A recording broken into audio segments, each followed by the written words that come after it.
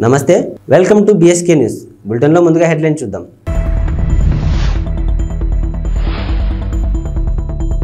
వచ్చేసిన AP inter ఫలితాలు ఈసారి కూడా బాలికల టాప్.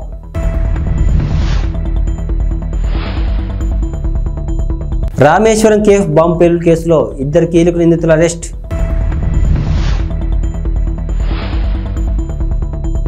సెంటిమెంట్ కారణంగానే గతంలో కేసీఆర్ గెలిచారు రేవూరి ప్రకాష్ రెడ్డి.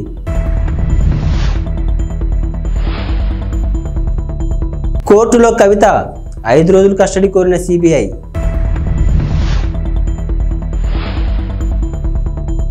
భద్రాద్రిలో 14న శ్రీరామరక్ష స్తోత్రం ఆవిష్కరణ, నవమి నాడు భక్తులకు పంపిణీ. ఆంధ్రప్రదేశ్లో ఇంటర్మీడియట్ ఫలితాలు కాసేపటి క్రితం వెల్లడయ్యాయి. ఉదయం 11 గంటలకు తాడేపల్లిలోని ఇంటర్ బోర్డు కార్యాలయంలో బోర్డు కార్యదర్శి Saurabh Gaur inter first year, second year ఫలితాలను ఒకేసారి విడుదల చేశారు. ఫలితాల్లో ఈసారి కూడా బాలికలదే పైచేయి సాధించారు. ఫస్ట్ ఇయర్ పరీక్షలను 4 లక్షల మంది విద్యార్థులు రాయగా అందులో 67% మంది, సెకండ్ ఇయర్ పరీక్షలను 3 లక్షల మంది హాజరు కాగా 75% మంది ఉత్తీర్ణత సాధించారు. వొకేషనల్ పరీక్ష రాసిన 35,000 మందిలో 71% పాస్ అయ్యారు. బెంగళూరులోని రామేశ్వరం కేఫ్లో మార్చి 1న పేలుడుకు పాల్పడిన కీలక నిందితుడు ముస్తాబీర్ హుస్సేన్ సాజిబ్ను జాతీయ దర్యాప్తు సంస్థ శుక్రవారం అరెస్టు చేసింది. అతనితో పాటు సూత్రధారి అబ్దుల్ మతీన్ తాహాన్ కూడా ఎన్ఐఏ అదుపులోకి తీసుకుంది. కర్ణాటకలో 12, తమిళనాడులో 5, ఉత్తరప్రదేశ్లో ఒక చోట ఇలా 3 రాష్ట్రాల్లోని 18 ప్రాంతాల్లో తనిఖీల అనంతరం నిందితులను అదుపులోకి తీసుకున్నట్లు ఎన్ఐఏ అధికార ప్రతినిధి ఒకరు తెలిపారు. అలాగే పేలుడుకు పాల్పడిన వ్యక్తికి స్థానికంగా సహకరించిన ముజమ్మిల్ షరీఫ్ను కూడా దర్యాప్తు సంస్థ అరెస్టు చేసింది. షరీఫ్, హుస్సేన్, తాహా ఈ ముగ్గురు ఐఎస్ఐ మాడ్యూల్స్తో సంబంధం కలిగి ఉన్నట్లు ఎన్ఐఏ వర్గాలు వెల్లడించాయి. గతేడాది నవంబర్లో నమోదైన మంగళూరు కుక్కర్ పేలుడు కేసుతో పాటు శివమొగ్గ గ్రాఫిటీ కేసులోనూ వీరి ప్రమేయం ఉన్నట్లు నివేదికలు పేర్కొన్నాయి. తెలంగాణ ప్రజల సెంటిమెంట్ను ఉపయోగించుకునే బీఆర్ఎస్ అధినేత కేసీఆర్ 2 సార్లు అధికారంలోకి వచ్చారని కాంగ్రెస్ నేత రేవూరి ప్రకాష్ రెడ్డి అన్నారు. బీఆర్ఎస్ ప్రభుత్వ హయాంలో 8,000కు పైగా రైతుల ఆత్మహత్యలు జరిగాయని చెప్పారు.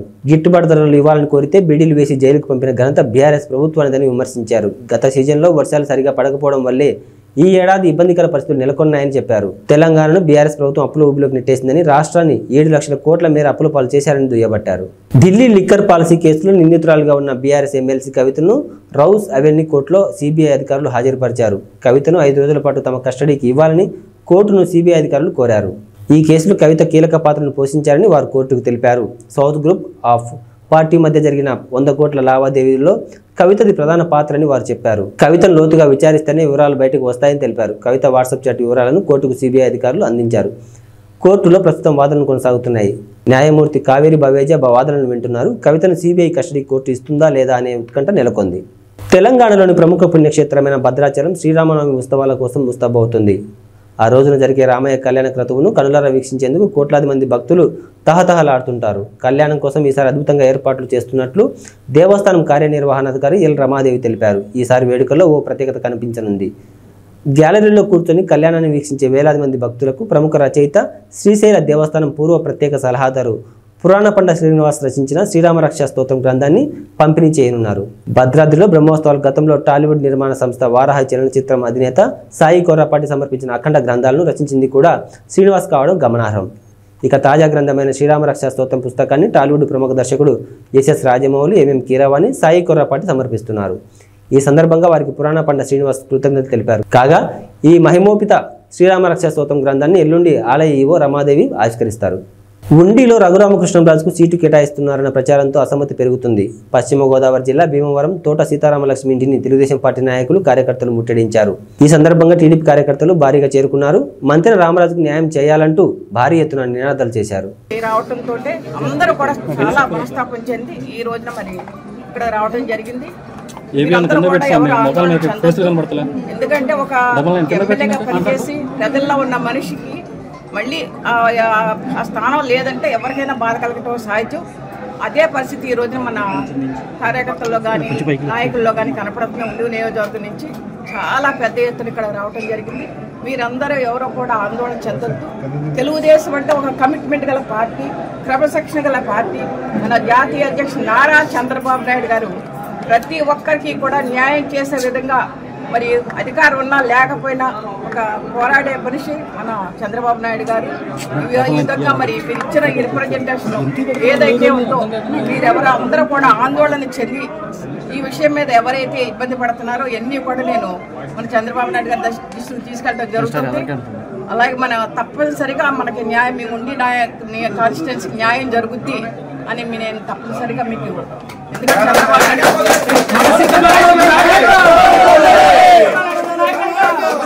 పెరవలి మండలం కానూరు గ్రామంలో గడప గడప కార్యక్రమంలో నిడదవోలు నియోజకవర్గ ఎమ్మెల్యే శ్రీనివాస నాయుడు తనయుడు వరుణ్ సాయి పాల్గొన్నారు. ఈ సందర్భంగా వరుణ్ సాయితో పాటు గ్రామ సర్పంచ్, గ్రామ ఎంపీటీసీ, గ్రామ పార్టీ అధ్యక్షులు, బూత్ కన్వీనర్లు, గృహ సారథులు, వైఎస్ఆర్సీపీ నాయకులు, కార్యకర్తలు పాల్గొన్నారు.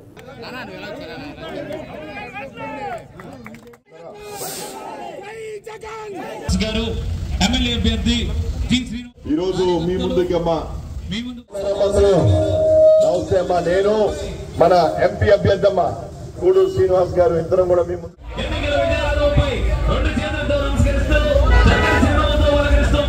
పథకాలు, అదేవిధంగా వాలంటీర్ వ్యవస్థ, సచివాలయ వ్యవస్థ అన్ని కూడా వెరీ గుడ్ థ్యాంక్ యూ అమ్మా. బాగున్నారా అమ్మా? మీ దీవెనతో మళ్ళీ తప్పకుండా గెలిచి మీ బాగున్నారు.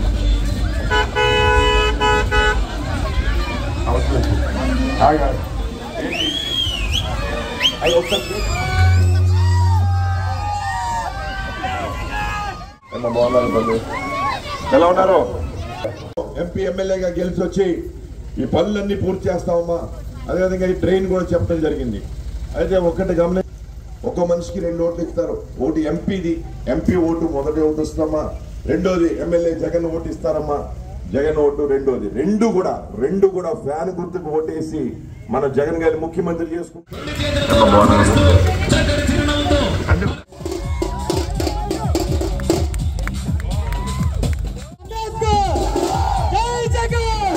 పశ్చిమ గోదావరి జిల్లాలో గతంలో నిర్వహించిన వారాహి యాత్రలో తణుకు టికెట్ విడివాడ రామచంద్రరావుకి పవన్ కళ్యాణ్ ప్రకటించారు. అయితే పొత్తులో భాగంగా తణుకు టికెట్ను టీడీపీ అభ్యర్థికి ప్రకటించిన వైనం అక్కడ చోటు చేసుకుంది. వారాహి యాత్రలో ప్రకటించిన మొదటి టికెట్ తణుకు అభ్యర్థి విడివాడకి ఇవ్వాలంటూ నిరసన తెలిపారు. పవన్ ఇచ్చిన మాటకు విలువ లేదా అంటూ ప్లకార్డులతో నిరసన తెలిపారు. సభాస్థలం వద్ద నిరసన పోలీసుల జోక్యంతో శాంతియుత వాతావరణం నెలకొంది.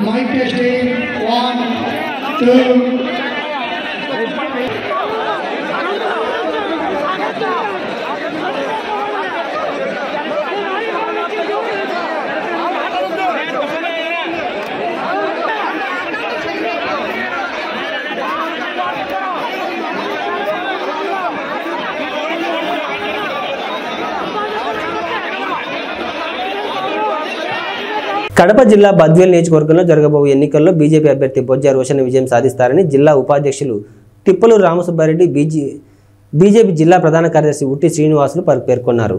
ఈ సందర్భంగా మాట్లాడుతూ రంజాన్ పండుగ సందర్భంగా ముస్లిం సోదరులకు శుభాకాంక్షలు తెలిపారు. జరగబోయే ఎన్నికల్లో బద్వేల్ నియోజకవర్గంలో తెలుగుదేశం, జనసేన పొత్తులో భాగంగా 3 ప్రధాన పార్టీల కలయికతో ఈ ఎన్నికల్లో విజయం సాధిస్తామని ధీమా వ్యక్తం చేశారు. పొత్తులో భాగంగా బద్వేల్ టికెట్ బొజ్జ రోషన్ను కేటాయించినందుకు బీజేపీ అధిష్టానానికి కృతజ్ఞతలు తెలిపారు. రాష్ట్రంలో తెలుగుదేశం మెజార్టీ సీట్లు సాధించి అధికారం ఏర్పాటు చేస్తుందని, కేంద్రంలో మోడీ ఆధ్వర్యంలో మరోమారు బీజేపీ అధికారం చేపడుతుందని వారు అన్నారు. చివరి క్షణం వరకు పోలింగ్ బూత్ మే 13 ఉంది కదా, చివరి క్షణం వరకు కష్టపడి ప్రజలు చైతన్యవంతులు చేసి కేంద్ర రాష్ట్ర ప్రభుత్వాలు తీసుకునే నిర్ణయాలను ఏదైతే మనకు సంక్షేమం, అభివృద్ధి కార్యక్రమాలను విశదీకరించి ప్రజలు మా వైపు తిప్పుకుంటామనే ధీమా మాకుంది. పార్టీలు కూడా కొంచెము భారతీయ జనతా పార్టీకి, జనసేన పార్టీకి కొంచెం సంఖ్యాబలం తక్కువ ఉంది నియోజకవర్గంలో. ఇది మీకు అందరికీ తెలిసిందే. ఎందుకంటే ప్రధాన ఏదైతే జిల్లా జనరల్ సెక్రటరీలు, మండల పార్టీ అధ్యక్షులు, మండల బూత్ లెవెల్ కమిటీలు ఉన్నాయి, కానీ సంఖ్యాబలం తెలుగుదేశం కన్నా మాకు తక్కువే ఉంది ప్రజెంట్ ఉండే సిచ్యువేషన్లో. కాకపోతే వారు కూడా మా మిత్రులే కదా, వాళ్ళు మేము అందరం కలిసి సూపర్గా మేము ప్రచారం చేసుకుంటూ పోతున్నాం. అందరికీ ఎక్కడ కూడా మాకు విభేదాలు కానీ ఎలాంటివి కూడా లేవు. ఇది చాలా సంతోషకరం. బద్వేలు నియోజకవర్గానికి శుభ పరిణామం. రైల్వే కోడూరు మండలం రెడ్డివారిపల్లి పంచాయతీ గాంధీనగర్ గుండాలపల్లి సింగిరివారిపల్లి నందు రైల్వే కోడూరు కూటమి ఎమ్మెల్యే అభ్యర్థి అరవ పలువురు నాయకులు కలిసి ఇంటింటి ప్రచారం నిర్వహించారు. ఈ సందర్భంగా ప్రజలకు బాబు పథకాల గురించి క్షుణ్ణంగా వివరించి చెప్పారు. ఈ కార్యక్రమంలో నాయకులు, కార్యకర్తలు పాల్గొన్నారు. MP sir Kiran Kumar sir, ఆయన గుర్తు వచ్చేసి కమలం గుర్తు. ఈ రెండు మీరు ఓటేస్తే చంద్రబాబు నాయుడు సీఎం అవుతారు. ఆయన వెంటనే మీ ఇంటికి ప్రతి సంవత్సరం 3 సిలిండర్లు ఫ్రీ వస్తాయి. చదువుకున్న పిల్లలు ఉంటే 2 నాలుగు 30,000 వస్తుంది, 3 ఉంటే 45,000 వస్తుంది. పెద్దవాళ్ళు ఎవరు ఉన్నారా ఇంట్లో? మీదేనా? మీకు ఆమెకి అక్కకి అయితే ప్రతి నెల 500 రూపాయలు ఆమె అకౌంట్లో పడుతుంది, ప్రతి మహిళకి.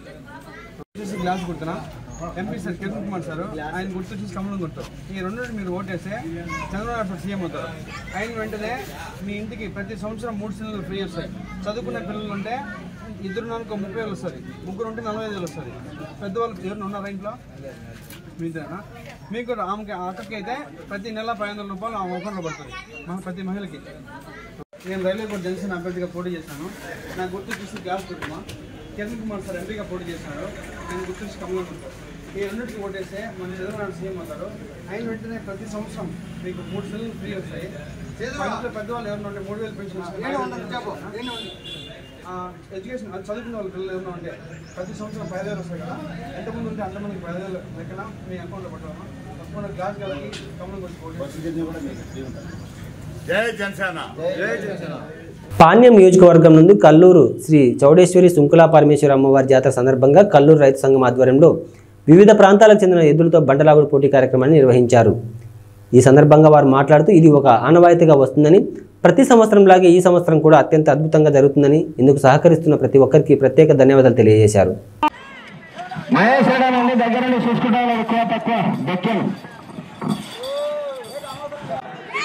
అన్నదాత రామరెడ్డి పాట సమస్తం అందరికీ కూడా ప్రత్యేకంగా ధన్యవాదాలు. 9వ రౌండ్ సించి పాల్గొతున్నాయి పేపర్ లెక్కల.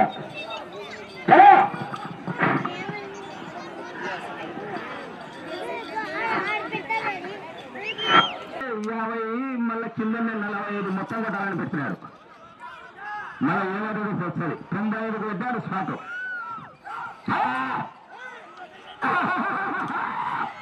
అందరికీ నమస్కారం. ఈరోజు కల్లూరు గ్రామంలో ఉగాది పండుగ సందర్భంగా రాత్రి దూర పందెం రైతు సంఘం ఆధ్వర్యంలో నిర్వహించడం జరుగుతుంది. ఇందుకు సహకరిస్తున్న దాతలకు కీర్తిశేషులు ఈశ్వరప్ప గారి కుమారులు బి పవన్ గారికి, సాగర్ గారికి, 2వ బహుమతి బెక్కం మహేశ్వరరెడ్డి రైతు సంఘం అధ్యక్షులకి, మరియు 3వ బహుమతి బిద్రకోట మోనప్ప గారికి, 4వ బహుమతి డోగురు రాముడు గారికి, 5వ బహుమతి మాణిక్ భాష గారికి, 6వ బహుమతి మద్లేడి గారికి మా హృదయపూర్వక ధన్యవాదాలు. అలాగే ఈ రోజు జరిగే కార్యక్రమాన్ని రైతులు మరియు గ్రామ ప్రజలందరూ దిగ్విజయంగా పూర్తి చేయాలని నా మనస్ఫూర్తిగా కోరుతున్నాను. రాబోయే రోజుల్లో మంచి వర్షాలు కురిసి రైతులు పాడి పనులతో సుభిక్షంగా ఉండాలని నా మనస్ఫూర్తిగా కోరుతున్నాను.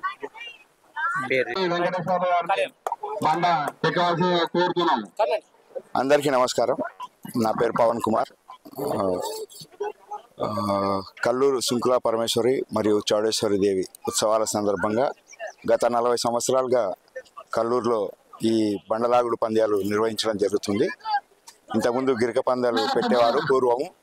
తర్వాత రాను కాలక్రమేణా అది బండలాగుడు ప్రోగ్రాంగా మారిపోయింది.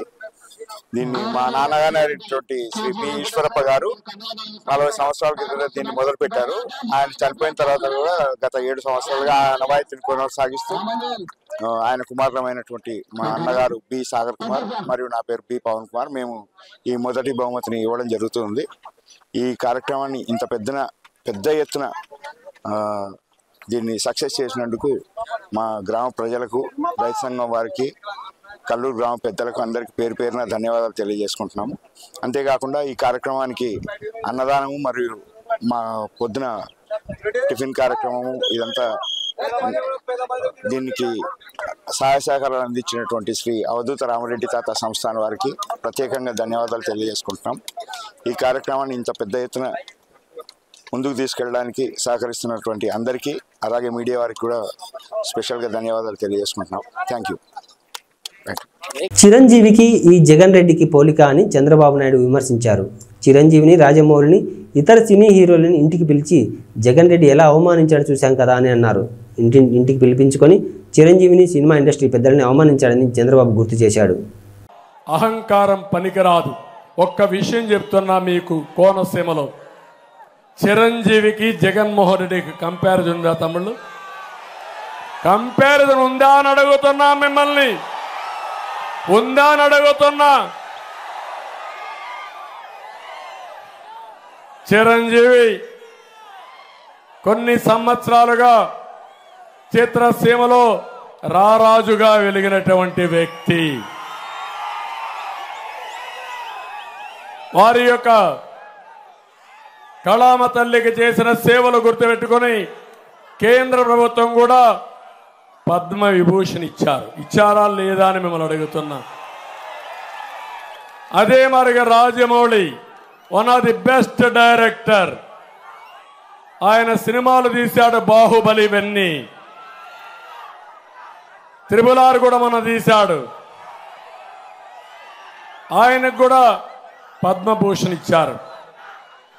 అలాంటి మహామహుల్ని, సినిమా హీరోల్ని పిలిపించి ఇంటి దగ్గర అవమానం చేసిన విధానం ఒక్కసారి మీరు గుర్తుపెట్టుకోవాలి. నేను 14 సంవత్సరాల ముఖ్యమంత్రిగా ఉన్నా. ఏ నటుడు కూడా నేను అవమానం చేయలా. నటుల్ని గౌరవించిన సంస్కారం మాది. పవన్ కళ్యాణ్ గారి సినిమాలు వస్తే కనీసం సినిమాల్లో ఆడడానికి రేట్లు కూడా ఇవ్వని దుర్మార్గుడు ఈ జగన్మోహన్ రెడ్డి. అంటే మనమందరం ఆయనకు బానిసలు కాబట్టి ఆయనకు ఊడిగం చేస్తే మన సినిమాకు రేట్ ఇస్తాడు. వీళ్ళ అబ్బా సొత్తు, వీళ్ళ నాయన సొత్తు అనుకున్నాడు. అలాంటిది చిరంజీవి గారిని, సినిమా ఇండస్ట్రీ మొత్తాన్ని అవమానం చేసిన వ్యక్తి, అహంకారైనటువంటి వ్యక్తి ఈ దుర్మార్గుడు. కానీ పవన్ కళ్యాణ్ గారిని నేను అభినందిస్తున్నా, బాలకృష్ణని అభినందిస్తున్నా. నీ సినిమాలను ఏమైనా చేసుకో, ఆడగనకపోతే చూసుకుంటాం, నాకు మెరిట్ ఉంటే ఆడతాయని చెప్పిన వ్యక్తులు పవన్ కళ్యాణ్ గారు అని చెప్పి కూడా నేను మీకు తెలియజేస్తున్నా. ఒక సంస్కారం ఉండాలి, కుసంస్కారం మంచిది కాదు. అందుకే మీరు ఆలోచించుకోవాలి. సంస్కారం లేని వాళ్ళు అదే అంటారు పెద్దవాళ్ళు శుభ శతకంలో, సునకాన్ని తీసుకుపోయి సింహాసనం పైన కూర్చొని పెడితే దాని బుద్ధి మారదని. అదే జరిగింది రాష్ట్రంలో. జమ్మికుంట ప్రభుత్వ ఆసుపత్రికి జలుబు చేసిందని, వైద్యులు అందుబాటులో లేరని, నిధులు ఉన్నా నిరుపయోగంగా సౌకర్యాలు ఉన్నాయని, దుర్వినియోగంపై విచారణ జరపాలని డిమాండ్ చేశారు. ఈ సందర్భంగా మాట్లాడుతూ జమ్మికుంట ప్రభుత్వం 30 పడకల సామాజిక ఆరోగ్య కేంద్రాన్ని రోగులకు అదనపు సౌకర్యాల దృష్ట్యా గతంలో ఆధునీకరించడం జరిగిందన్నారు. ఇక్కడకు దూర ప్రాంతాల నుండి ఎక్కువగా వస్తుంటారని, అధికారుల పర్యవేక్షణ లోపం మరియు వైద్యుల నిర్లక్ష్యం కారణంగా ఇక్కడ పూర్తిస్థాయి వైద్య సేవలు, సౌకర్యాలు అందుబాటులో లేక రోగులు మరియు వారి బంధువులు ఇబ్బందులు పడుతున్నారని అన్నారు. ముందుగా నేను షేక్ సాబిర్ అలీ, సామాజిక కార్యకర్తగా ఈరోజు జమ్మికుంట ప్రభుత్వ సామాజిక ఆసుపత్రి విషయం లోపల రోగులకు కలుగుతున్నటువంటి అసౌకర్యాల దృష్ట్యా మరియు ఇక్కడ వారికి లభిస్తున్నటువంటి వైద్య విధానం పట్ల మరియు ఈ సందర్భంగా వైద్యులు అవలంబిస్తున్న నిర్లక్ష్య ధోరణి పట్ల నేను ప్రభుత్వానికి గౌరవప్రదమైన మీడియా ద్వారా, జిల్లా ఉన్నతాధికారులకు గౌరవప్రదమైన మీడియా ద్వారా మేము చేస్తున్నటువంటి డిమాండ్ ఏంటి అని అంటే, జమ్మికుంట ప్రభుత్వ సామాజిక ఆసుపత్రిని ఆధునీకరిస్తూ ఈరోజు అన్ని సౌకర్యాలు కల్పించినము, ఇందుకు సరిపడా నిధులను కేటాయిస్తున్నాము అని చెబుతున్నప్పటికీ కూడా ఇక్కడ ఎలాంటి రోగులకు సౌకర్యాలు అందుబాటులో లేవు. మరీ ప్రధానంగా వైద్యులు అన్ని వేళలా అందుబాటులో ఉండడం కోసము వారికి క్వార్టర్స్ను నిర్మించినా కూడా వైద్యులు అందులో విధుల్లో ఉండి కూడా లేకపోని కారణంగా ఈరోజు అత్యవసర వైద్యం కోసము ఇతర ప్రాంతాలకు వెళ్లాల్సినటువంటి పరిస్థితి ఉంది. అదేవిధంగా ఈ ఆసుపత్రికి నిత్యం వందలాది మంది రోగులు, దీర్ఘకాలిక వ్యాధులు, అత్యవసర చికిత్స, ప్రసూతికి సంబంధించినటువంటి విషయాల లోపల, మరి అదేవిధంగా డయాగ్నోస్టిక్ సంబంధించి సమస్యల గురించి వస్తూ ఉంటుంది. కానీ ఇక్కడ పూర్తి స్థాయి వైద్యం అందుబాటులో లేదు. దీనికి సంబంధించి గతం లోపల ఉన్నతాధికారుల దృష్టికి తీసుకుపోవడం జరిగింది. మరి అదేవిధంగా ఇక్కడ సరైనటువంటి మార్చురీ నిర్వహణ లేదు. పోస్ట్ మార్టం గదిని కనీసము వినియోగించడానికి వీలు లేని రీతిలో ఉపయోగిస్తున్నటువంటి తరుణం లోపల పోస్ట్ మార్టం నిర్వహించడానికి కూడా సరైనటువంటి వైద్యులు అందుబాటులో లేక ఆసుపత్రి బాయ్స్, డ్రెస్సింగ్ బాయ్స్ పైన ఆధారపడాల్సినటువంటి దుస్థితి ఉంది. కాబట్టి ఈ ఆసుపత్రికి సంబంధించినటువంటి నిధుల విషయం లోపల ఎలాంటి అసౌకర్యాలు ఇన్ని జరుగుతూ ఉన్నా కూడా సౌకర్యాల లేమి కట్టినట్టు కనబడుతుంది. కాబట్టి వెనువెంటనే ఉన్నతాధికారులు దీనిపైన దృష్టి సారించి ఆసుపత్రి నిధుల అక్రమాలపై విచారణ జరిపిస్తూ బాధ్యులపైన చర్యలు తీసుకోవాలని చెప్పి, అదేవిధంగా ఈ ఆసుపత్రిని అప్గ్రేడ్ చేసి రోగులకు వైద్య సేవలు అందుబాటులోకి తీసుకురావాలని చెప్పి ఈ సందర్భంగా డిమాండ్ చేస్తూ, లేని ఎడల రిలే దీక్షల ద్వారా ప్రభుత్వం పైన ఒత్తిడి పెంచి ఈ సమస్యలను సాధిస్తామని చెప్పి దీనికి మీడియా సహకారాన్ని కోరుకుంటూ ధన్యవాదాలు. నర్సీపట్నం మున్సిపాలిటీ 1వ వార్డులో సిట్టింగ్ ఎమ్మెల్యే పెట్ల ఉమాశంకర్ గణేష్ నిర్వహించిన ఎన్నికల ప్రచారం నిర్వహించారు. ఈ సందర్భంగా అడుగడుగున హారతులు పడుతూ పూల వర్షం కురిపిస్తూ అపూర్వ స్వాగతం పలికారు. పెద్ద సంఖ్యలో వార్డు ప్రజలు ఎమ్మెల్యే గణేష్ వెంట నడిచారు. ప్రతి ఇంటి ముందుకు వైసీపీ అభ్యర్థి గణేష్ వెళ్లి ప్రజలను వచ్చే ఎన్నికల్లో గెలిపించమని అభ్యర్థించారు. తన గెలుపుకు సహకరించమని కరపత్రాలను పంపిణీ చేశారు. వచ్చే ఎన్నికల్లో తనను మరోసారి ఎమ్మెల్యే గెలిపిస్తే నియోజకవర్గం అభివృద్ధికి మరింత కృషి పాటుపడతానన్నారు. కార్యక్రమంలో నాయకులు పాల్గొన్నారు.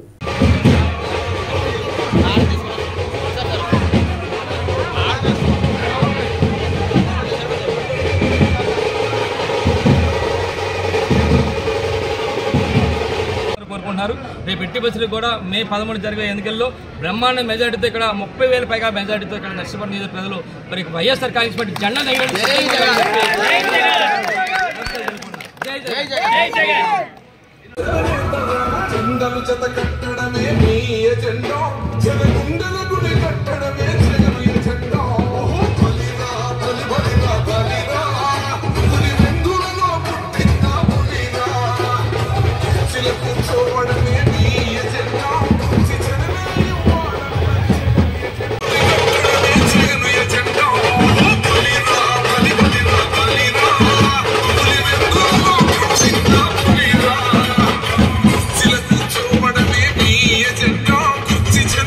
చూసాం. నిన్న 4వ వార్డులో తిరిగాం, రాత్రి 10 గంటల వరకు తిరిగాం.